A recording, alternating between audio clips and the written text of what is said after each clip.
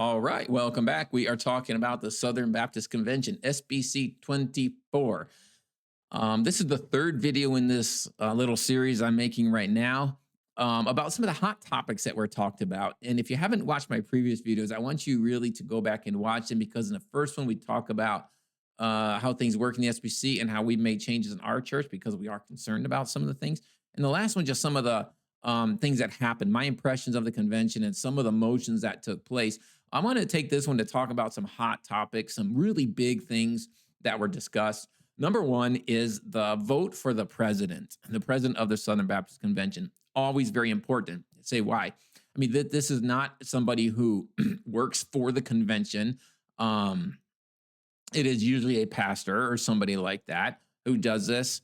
There's no money. I mean, I'm sure they pay, their travel and stuff like that, but this is not a paid position. As somebody who loves the Southern Baptist Convention, they do it. So it's pretty big deal. But what does the president do? In a lot of ways, they set a tone for the SBC during their presidency, which lasts a year, and they can go for a second term. Or they're the face of the Southern Baptist Convention. They moderate the annual meeting, but probably the most important thing that the president does is appoint committees, because who gets on the committees eventually trickles down to what happens, even like in the seminaries. And I heard one estimation here that if you could have conservative presidents for 10 years, you could totally change the trajectory of the SBC because, they would be appointing people and they would be appointing people and it just kind of trickle down over the years. But of course, it could also go the other way with more liberals. It could do way. So this year was Bart Barber's second and final year. I didn't know much about him. I wasn't at the last convention, obviously, so I didn't even decide who I would have voted for, not necessarily. Some things, I have had concerns about, even like I talked about in the last video of apologizing for signing the amicus brief, things like that. I don't maybe know that he should have done that. I don't know that he should apologize for it. I think it was probably right for him to actually do it. And so maybe I'm waffling some things out. I don't want to make a statement on him, only to say that I thought from my vantage point that he did a very good job moderating the meeting. You hear all kinds of things, they're not letting people speak. Well, if you've ever been there, you go to a microphone and you press a button, which I didn't look at the button, but apparently must be pretty clear which one you press. But people get them wrong. They hit the wrong button, and so they have to be ruled out of order. Not at this time. You can't say that. And he doesn't know who's there. I mean, people think, well, they're calling on certain people. They can't see. This is a huge room, and they have to call for whoever's at the microphone. Whoever hit that button, it's your turn. And so I didn't see any. I'm not trying to defend anybody. I'm just saying I didn't see anything that was wrong. And sometimes they make things very clear, and then people still wouldn't do it the right way. You can't just get up and hit a button to go up there and be the first one in line. Just say whatever you want to say. So I personally thought he did a good job. I thought he seemed to know parliamentary procedure pretty well. Of course, I always got the parliamentarian behind him. So unless, I hear other things where things I didn't catch, but I didn't notice anything. So the president vote, this is obviously a big thing for the committee. So this was kind of interesting. Went to two runoffs. Okay. Went to two runoffs. There was actually a vote. It was supposed to happen on Tuesday night, and there was a vote Tuesday afternoon, or a motion. Let's move in the afternoon because people want to go to supper and not come back. But they left it, eventually it stayed where it was Tuesday night, which personally, I think they probably did it that way to get people to come back to the evening session. I mean, who wants to come back and go to the business meeting Tuesday night? But everyone wants to be there to vote for the president. So they did. It went to two runoffs. Now, I had looked at who was going to be running for president before the convention, and I made a list. There were 6 that were going to be nominated. I made a list of 6. So after the first round, there were 3 that were left to go to the next round, and they were in my top 4. So I was pretty happy with that. Okay. And then there was another runoff. This was between Dan Spencer and Clint Pressley, and Clint Pressley finally won. If I remember correctly, I think he would have been like my third choice, maybe in it. Really, one of the primary things that I'd look for and who to choose who to be a president was, do they support the law amendment? Which we'll talk about that later. If you know what it is, but if you don't, that's okay. It basically deal with women in the pastorship. My top 3 said that they did. And so I just saw, I think Clint even just said something maybe yesterday that, or maybe it was an old article that he had supported the law amendment, which means he stands against women being pastors because of the Bible, which I was fine with that. But I looked at other things too, how strong they were on some of these things. And, I maybe try to shy away from the big name guys or whatever.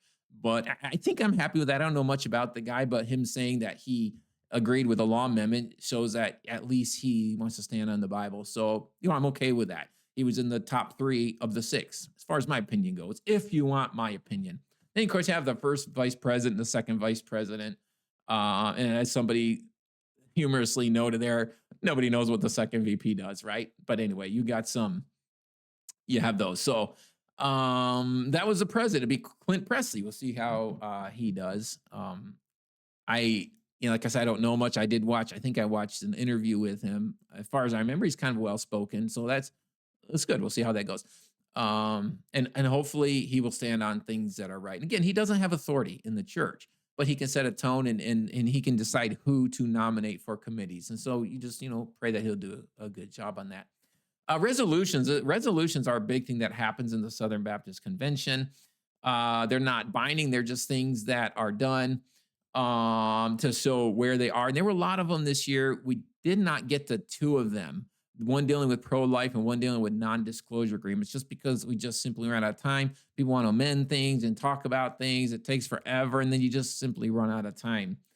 And so I just want to show you real quick some of them.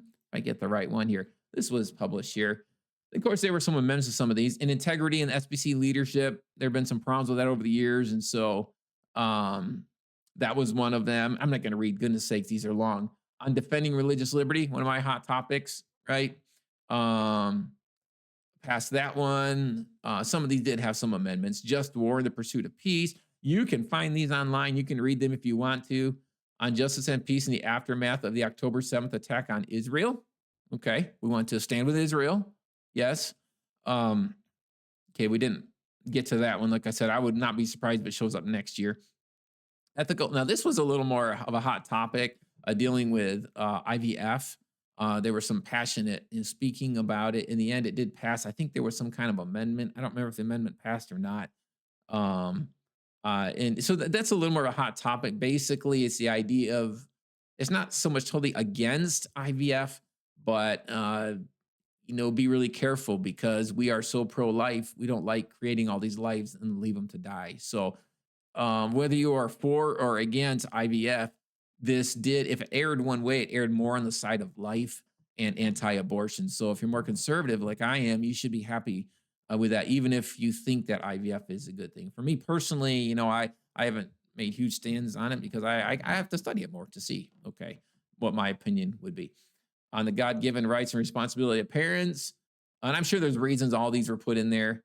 The danger, we didn't talk about that one there. We didn't have time. Evangelism and the Great Commission, and probably the least controversial one, appreciation for Indianapolis for doing a great job hosting the Southern Baptist Convention this year. Okay, so those were resolutions. Sometimes they're a really big deal. Back in 2019, there was what was called Resolution 9, which deemed critical race theory as something useful. And that was a really, really big thing. And there was, you can look that up and see it. It's kind of one of the things that showed me I wasn't really involved with watching what was going on in the SBC at that time. But in catching up and doing my own study on CRT, I realized you got to be really careful what is being done out there because some things were trying to be pushed through that aren't what all the Southern Baptists think. And we need to stand up and say, no, we don't believe that critical race theory is useful, a useful analytical tool. It's not right. Okay.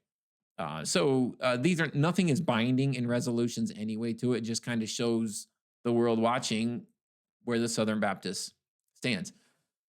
Sexual abuse, like I mentioned, is probably the big topic. It's been a huge byword in the Southern Baptist Convention in the last few years. In 2022, a task force was set up called the Abuse Reform Implementation Task Force, ARITF, to make recommendations and provide training and things about sexual abuse, and to make a website where if someone was in a Southern Baptist church and they and they were involved in some kind of sexual abuse, that they'd be put in this. That way they would not be hired by other Southern Baptist churches. And it still is empty. It's still nothing in there.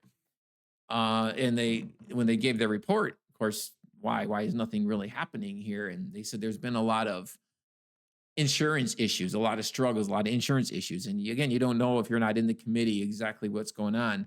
But this is a really big deal in the Southern Baptist Convention. Like I said, it's a hot topic. I mean, if you're not completely, totally sold out to sexual abuse being the thing, it means, what are you, some weird fringe lunatic, right?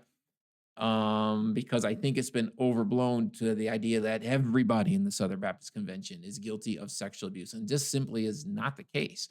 Okay, so I think it's something that needs to be dealt with, but it's not the primary issue. And many people even make it become where it looks like a gospel issue.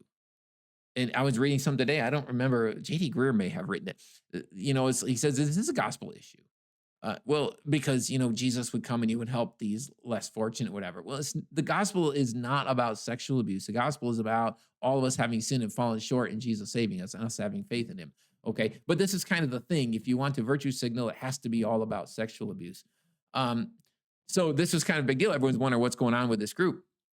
Last year, Send Relief, which is kind of a collaboration between IMB and NAM, they said they were going to give $4 million. It was going to go to the executive committee and then to the ARITF, but it never happened, and nothing was really said why. It was just kind of weird. We're supposed to get the money. It didn't happen. I don't know what the deal was. There are no explanation. So those are some of the things that went on there in the Southern Baptist Convention this week. Some of the hot topics, and there was one more, but I actually want to save it for its own video because it's about the law amendment. So watch this down in the description there. I'll have a link. Should be 4 videos by the time they're all published. If they're not all in there yet, it means I haven't published them yet. So keep coming back. I have a few things I want to say about the law amendment, and that'll be it probably for this convention. All right, I'll see you then. God bless.